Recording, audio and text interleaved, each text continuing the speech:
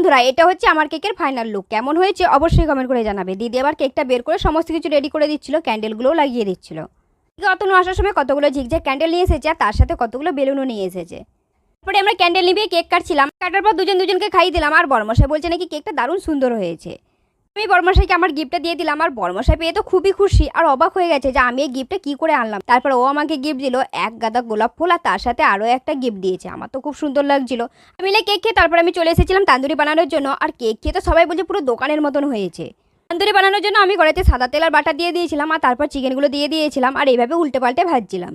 চিকেনটা তো আমার ভালো করে ভাজা হয়ে গেছে। আর চিকেনের ভিতরে ধোয়া ভাবটা আনার জন্য আমি ওভেনে কয়লা দিয়ে দিয়েছি। আর এই কয়লাটা আবার বাটির ভিতর দিয়ে দিয়েছি আর তার সাথে অল্প একটু বাটার দিয়ে দিয়েছি, তাতে ধোয়াটা হচ্ছিল। তারপর আমি ঢাকা দিয়ে দিয়েছি 2 মিনিটের জন্য। এই যে দেখো, এটা হচ্ছে আমাদের চিকেন তান্দুরি। কত সুন্দর হয়েছে দেখো দেখতে। আর খেয়েও সবাই বলছিল পুরো দোকানের মতন হয়েছে। কে ব্লগটা কেমন লাগলো অবশ্যই কমেন্ট করে জানাবে। আজকের মতন টাটা সবাইকে।